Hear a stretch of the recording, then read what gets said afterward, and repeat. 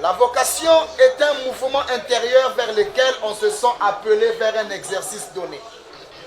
Cela peut aussi être comme un appel de Dieu, touchant une personne ou un peuple afin qu'il vienne à lui. La vocation, c'est une attirance, une disposition et un goût.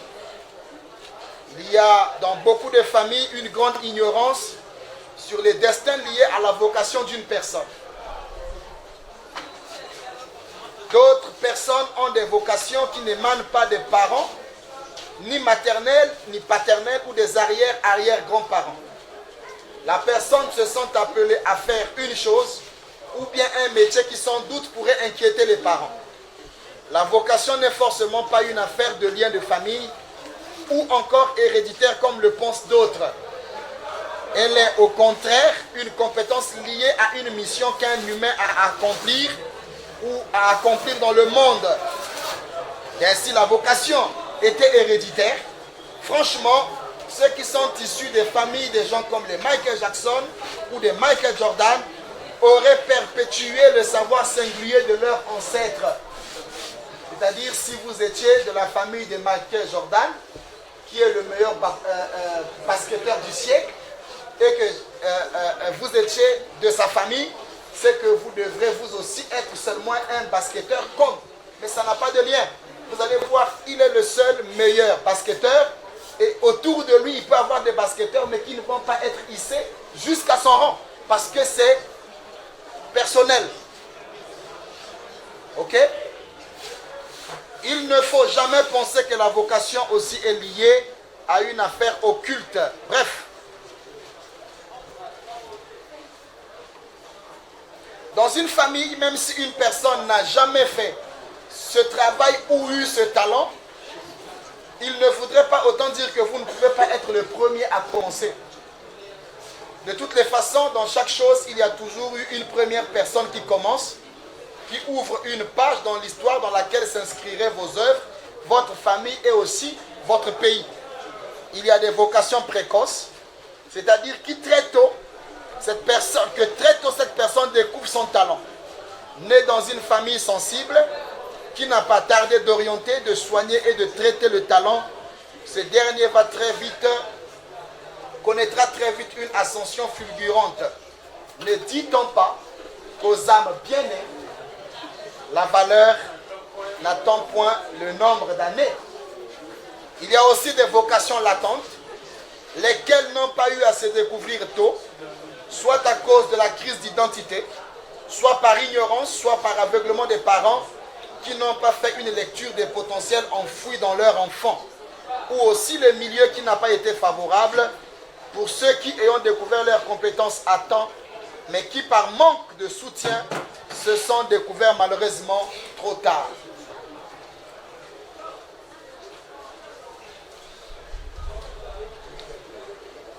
Maintenant ici, je vais vous lire cette partie pour fermer le livre. La vocation vers une carrière de poète. Peut-on s'imaginer que de cette famille fréquentée par le grand poète, Sonny Labotansi, pouvait sortir 23 ans plus tard un homme qui retracerait sans contour l'histoire de sa famille et de son pays. Né poète, il ne le découvre que des années plus tard. Né et ne laisse entrevoir de vocation culturelle. Devenu poète, aujourd'hui grâce à une âme érudite qui visitait de façon fréquente la famille du nouveau-né. Ni le nouveau-né, ni Sonny Labotansi, l'âme érudite, ni aucune personne de la famille ne connaissait vers quel objectif intrinsèque cette visite conduira la vie du nouveau-né. 16 ans plus tard, le nouveau-né en deuxième année de collège pouvait commencer à gribouiller des textes qui n'avaient de sens que de s'intéresser au scriptural. On le surprenait deux fois en train de recopier des pages entières de bandes de dessins animés dans ses cahiers de cours. Le chemin de l'enfant vers une carrière de poète commençait à être jalonné. Comme tout le monde ici-bas aimerait réussir, aimerait que l'on accorde une attention particulière dans ce qu'il fait, il en était de même poète qui le devint avant même qu'il ne le soit. Personne dans sa famille, tant paternelle que maternelle, n'avait rêvé être un penseur. Étant le premier à le devenir, étant le premier dans cette vocation, le jeune mal compris par ses parents qui s'opposaient à cette vocation, car pour eux, il fallait opter pour la mécanique comme le fut M. Vasqui son père. Dans cette guerre froide, le petit fiston Benson se voyait au bas de ses espoirs. Peut-être qu'ils avaient raison, mais la passion est un feu qu'aucun fleuve dans ce monde ne peut éteindre. Dépaysé, il pense oublier toutes ses blessures pour arriver à trouver de quoi subvenir à ses petits besoins. Il devint marchand ambulant. Stylos, journaux, sucre, pétrole, l'huile de palme, tomates sont des articles qu'il propose dans la rue. Il est devenu dans ces circonstances cordonnier, photographe, puis vendeur dans une cafétéria, sans oublier qu'il allait même dans une école hôtelière apprenant la cuisine européenne et la pâtisserie. Il tenta toutes ces belles aventures sans trouver son compte. Non, il avait une autre passion, la plume, parler comme un livre. Senghor et Césaire n'avaient cessé de lui venir en esprit. Mais dans cette vision de croire à sa vocation, il se voyait déjà parvenir, devenir une étoile pour son pays. Malheureusement, la découverte de cette vocation précoce, devenue retardée par manque d'orientation, manque d'encadrement et de soutien nécessaire pour l'explosion de ce talent. Et pourtant, il s'était découvert tôt, mais son environnement étant resté insensible à son égard, jusqu'au jour où il fut demandé par des amis et parents d'abdiquer.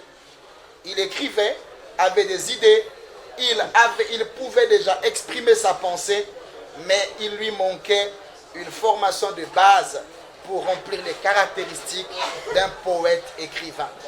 La volonté y était, mais l'on préférait critiquer, décourager et même interdire alors qu'il avait déjà commencé à faire des preuves. Ainsi, la conjoncture, la misère et le combat de la reconnaissance dans son talent a réveillé le poète qui dormait en lui. C'est donc dans ce pays, dont les descriptions historiques, géographiques et culturelles nous montrent à suffisance la précarité dans laquelle ce peuple vivait. Son environnement pourri commençait donc à faire rêver ce jeune fiston Benson dont le parcours scolaire ne pouvait pas permettre d'avancer dans le monde de Bohème, car c'était pénible de dire et de croire en ce qui pouvait traverser son esprit. Des nuits perturbées, du stress, des soucis, car le fardeau devenait grand, pesant, que seul lui était capable de le porter et de payer le prix afin d'amener cette passion à devenir toute une profession.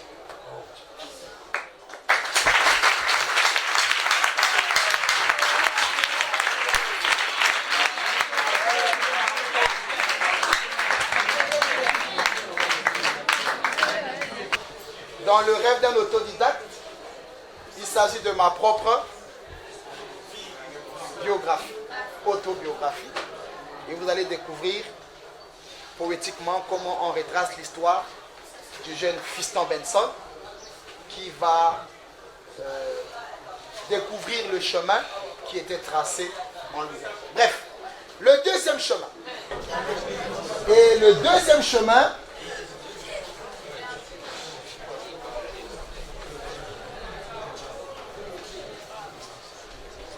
c'est le chemin. Le deuxième chemin, ce n'est pas un chemin comme en tant que tel, mais ce sont les informations à votre disposition. Le deuxième chemin, c'est le type d'information à votre disposition. Je vais venir chez vous, à la maison, et on me dit que vous habitez à Tietché, par exemple. Cependant, vous n'habitez pas à Tietché. N'est-ce pas? Et je veux vous retrouver. Mais l'information que j'ai n'est pas la bonne. Est-ce que je vais vous retrouver? Est-ce que vous avez changé de pays? Non. Vous êtes toujours au Congo, mais vous n'êtes pas à Tietché. Et un jour, je vous rencontre. Mais je t'ai cherché. Et tu m'as cherché où? Mais je t'ai cherché à Tietché. Mais je n'habite pas Tietché. Et pourtant, j'étais très sûr d'être informé. Mais l'information n'était pas la bonne. Ça ne vous est jamais arrivé de tourner dans un quartier en train de partir de ruelle en ruelle parce que vous n'avez pas l'adresse exacte de la maison? Est-ce que ça ne vous est jamais arrivé une fois de tomber sur quelqu'un d'autre parce que vous avez raté un chiffre dans le numéro composé?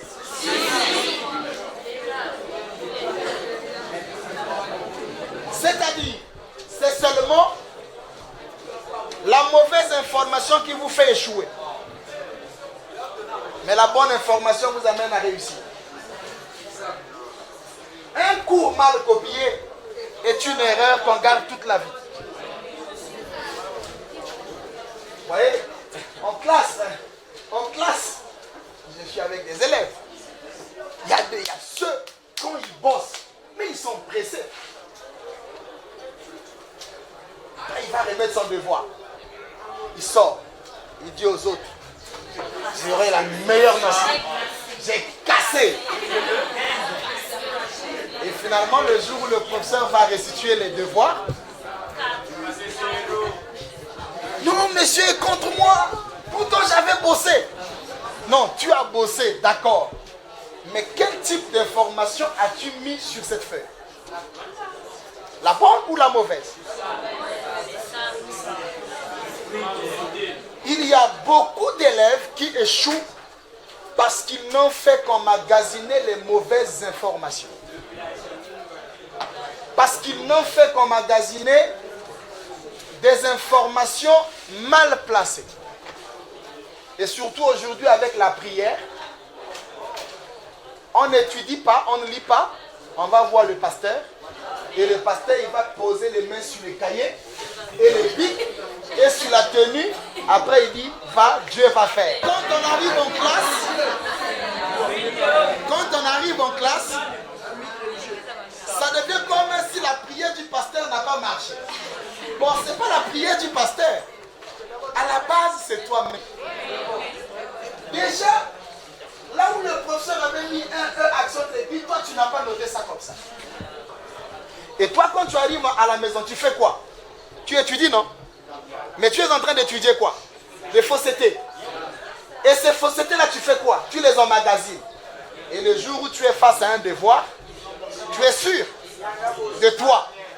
Donc tu reproduis ce que tu as emmagasiné. Or, ce que tu as emmagasiné là, c'est ça qui est en train de te conduire lentement et sûrement à l'échec. Alors je vais vous dire, vous êtes en face du bac, non, n'est-ce pas? Avez-vous bien vérifié vos informations?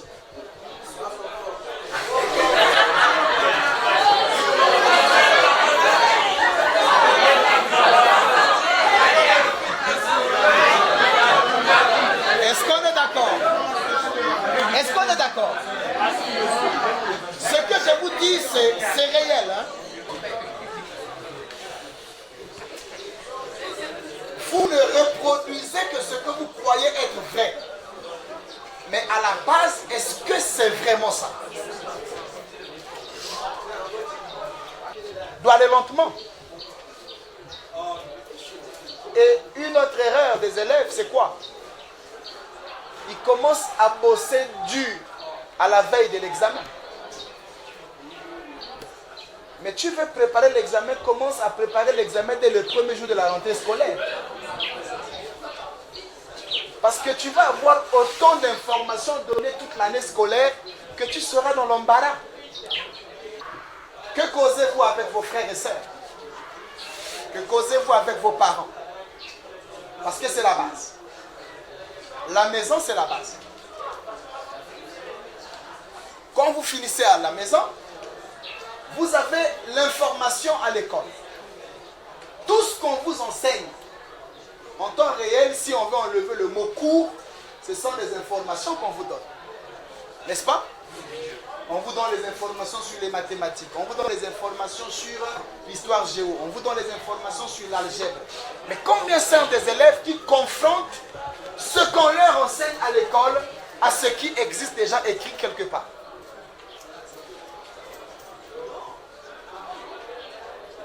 Vous avez l'information aujourd'hui dans les médias ou dans les masses médias, l'Internet et autres. Google vous sert à quoi? Les recherches. Les recherches, ça dépend du type de recherche que vous faites aussi. Ça dépend du type de recherche, d'information que vous recherchez.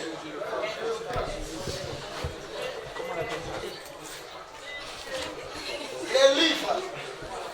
Vous savez que tout ce que vous faites dans la vie, ou tout ce que vous apprenez dans la vie existe déjà écrit quelque part. C'est pour cela que les grands leaders, non, les grands lecteurs finissent. Les grands leaders. Non, pas vrai. Les grands lecteurs finissent les grands leaders. Quand vous êtes un grand lecteur, peut-être jusqu'à 10%, vous pouvez avoir la chance d'être informé en avance de ce que le monsieur va vous enseigner en classe. Ah tiens, j'avais déjà lu ça. Parce que vous êtes un lecteur. Mais malheureusement, beaucoup de jeunes de cette génération sont devenus ennemis du livre. Il y a au moins une bibliothèque ici. Combien la fréquente par jour? Par semaine? C'est le proviseur. Combien suivent le Vélas?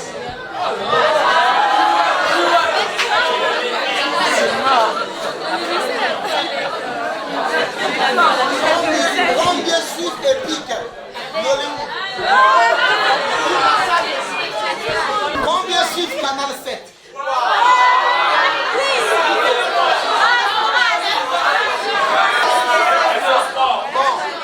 Combien sont abonnés à la bibliothèque? Dans une bibliothèque de la ville, ça peut être l'Institut français ou partout. Combien ont la culture d'avoir le livre de la semaine? Le livre de la semaine.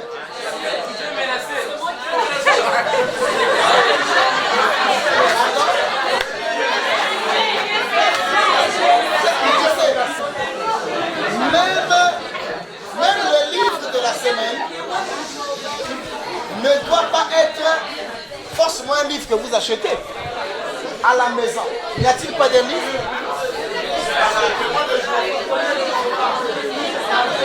Non, écoutez. Un homme à la quête de la culture lit tout. Il lit les journaux. Il lit les livres de sciences.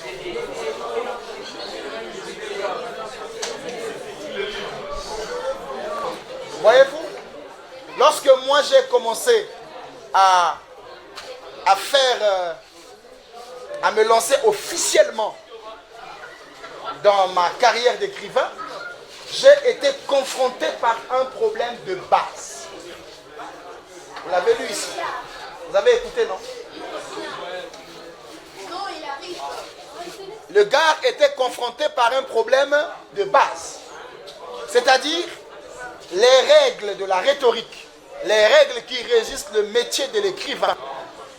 Je ne les avais pas. L'inspiration y était. Mais pour écrire, il faut avoir une suite d'idées.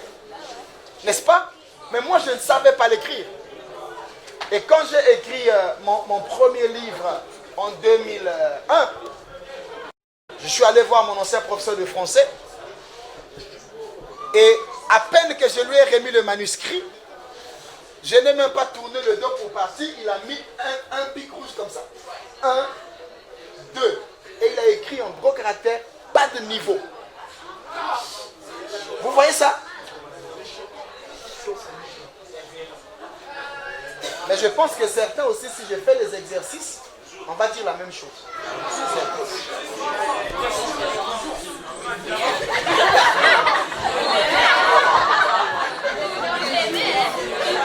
Qu'est-ce qu'il fallait faire? Il ne fallait donc pas s'arrêter. J'ai découvert grammaticale. J'avais un problème de la construction des phrases. Mes phrases étaient longues. J'avais un problème d'orthographe. Je ne savais pas où placer la virgule et le point. Je ne savais pas à quel moment on utilise les griffes, les guillemets, les deux points, les points-virgules. Et pourtant, c'est seulement ces petites choses-là. Mais je ne savais pas comment les placer dans un texte. Et quand le monsieur a vu, il a dit pas de niveau. Alors qu'est-ce que j'ai fait? Ne pouvant pas avoir la possibilité de me parfaire en série A. Et qu'est-ce que j'ai fait? Je me suis dit, je vais aller dans une bibliothèque. Et je suis allé dans la bibliothèque de Suéco, qui m'a fourni toutes les informations possibles. Et j'ai découvert mon livre, mon meilleur livre jusqu'à aujourd'hui. C'est un tout petit livre que vous sous-estimez parfois. C'est le livre de la phraséologie. C'est un petit livre comme ça, bleu. Phraséologie. C'est ce livre qui m'a aidé à devenir écrivain. Les grandes informations ne sont pas parfois dans les grands livres. Ils sont dans les petits livres parfois. La richesse d'un livre, ce n'est pas le volume, c'est le contenu. Voyez-vous? Donc, ce livre-là m'a aidé à construire mes phrases. Ce livre-là m'a aidé à revoir ma façon de construire mes phrases, mes accords, ainsi de suite. Et de là, c'est parti. Donc, le type d'information que j'ai eu à ma disposition était susceptible de me permettre de faire un pas de là. Et en 2004, je repars vers le même professeur. Il me dit, mais tu as fourni beaucoup d'efforts en 3 ans. Et finalement, il s'est mis à corriger mon livre jusqu'à ce que le livre va paraître. Et il était très fier. J'avais pris la journée de mercredi, je l'avais consacrée à la bibliothèque. Il n'y a pas de réussite sans sacrifice. Il n'y en a pas. Quand je partais à la bibliothèque les mercredis, mais j'oublie tout. J'oublie les amis, j'oublie tout. J'oublie tout. Et je ne choisissais pas ce que j'allais lire. Si c'est un livre, je dis aujourd'hui, mercredi passé, j'ai lu le livre d'histoire. Demain, je vais lire un livre sur la géographie. Après, je vais lire un livre sur l'algèbre.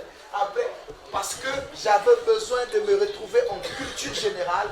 En tant qu'écrivain, j'avais besoin d'embrasser le monde. D'embrasser le monde, et le secret, c'était tout lire. Et je vous dis, j'ai tout lu. J'ai tout lu. J'ai tout lu. Et après avoir lu, je me suis rendu compte que les informations à ma disposition pouvaient me mettre devant la scène, et c'était parti. Vous avez compris? Donc, il faut revoir les informations que vous avez. Troisième chemin.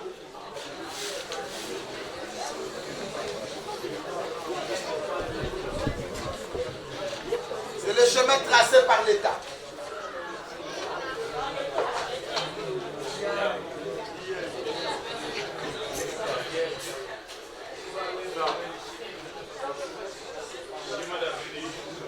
Quand nous naissons dans un pays, il y a d'abord nous-mêmes, il y a les informations que nous commençons à recevoir.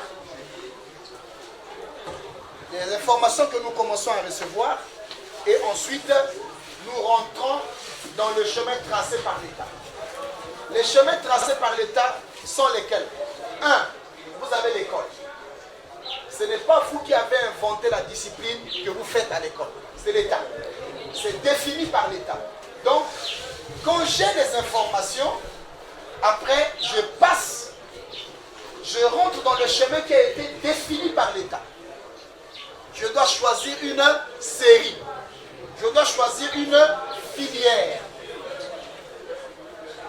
Et lorsque les chemins sont tracés par l'État, vous avez les secteurs, par exemple, d'activités diversifiées, créées par l'État. Vous avez les zones économiques, vous avez les zones scientifiques, vous avez les zones culturelles, et vous allez opter pour devenir un acteur dans un secteur. C'est un chemin tracé par l'État. Mais malheureusement, Dans notre pays, nous le déplorons quand même. On a l'impression que c'est toujours les mêmes chemins tracés et il n'y a pas de nouveaux chemins tracés. Vous allez voir la plupart des filles font G2, après G combien? G3.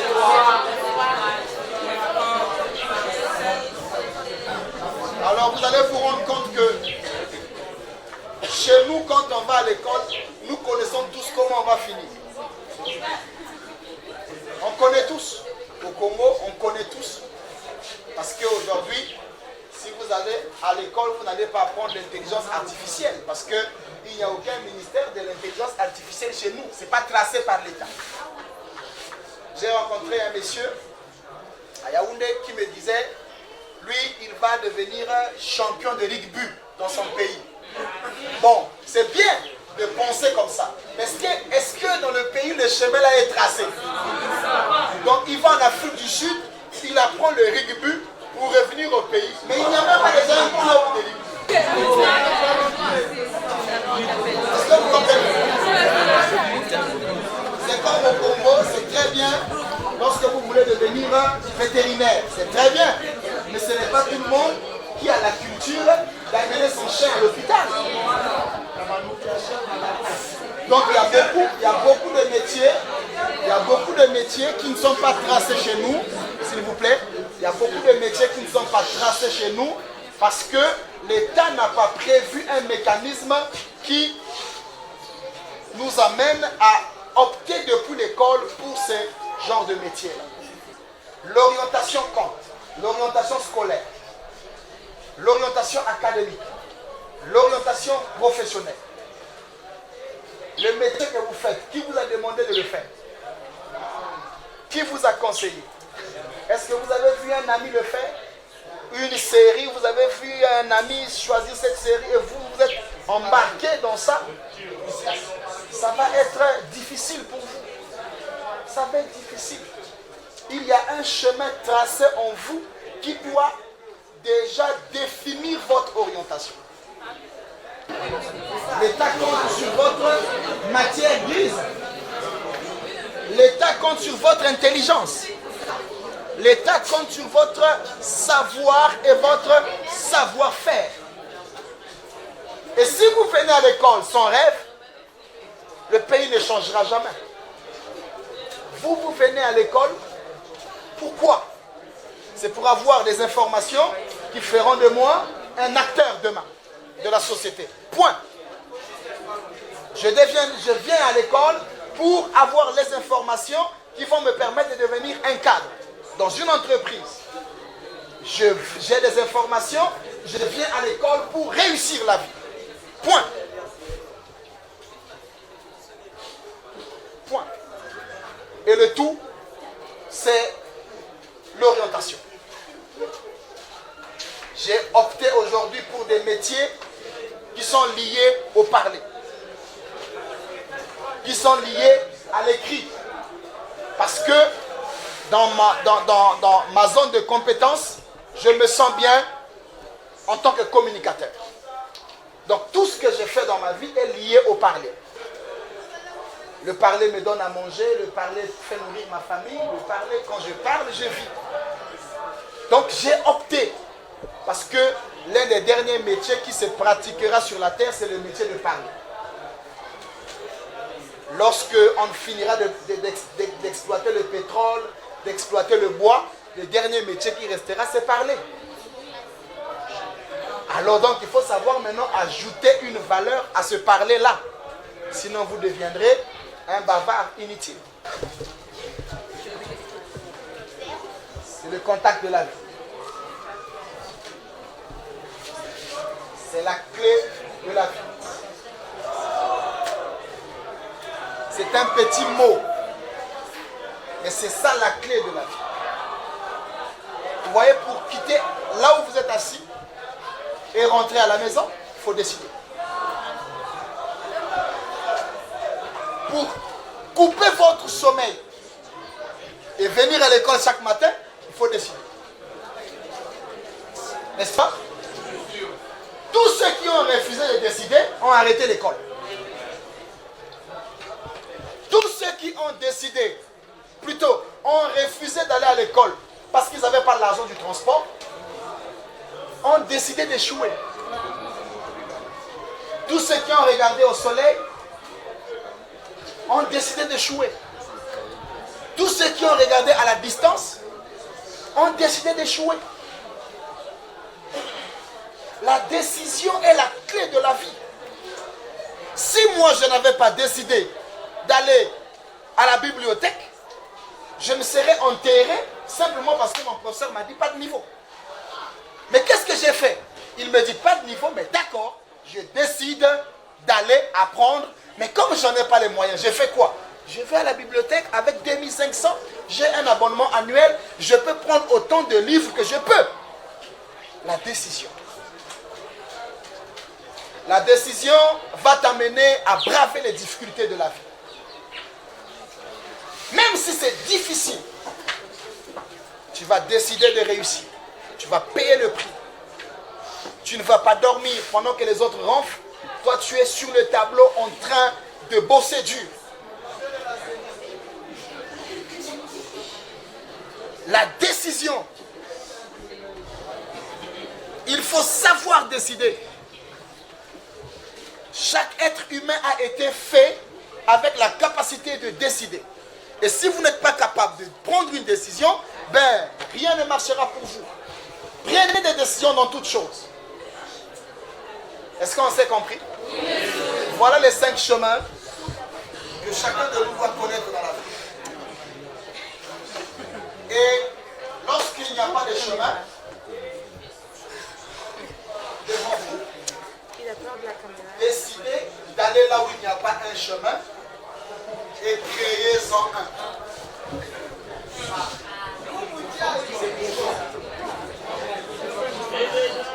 Je recommence. Lorsque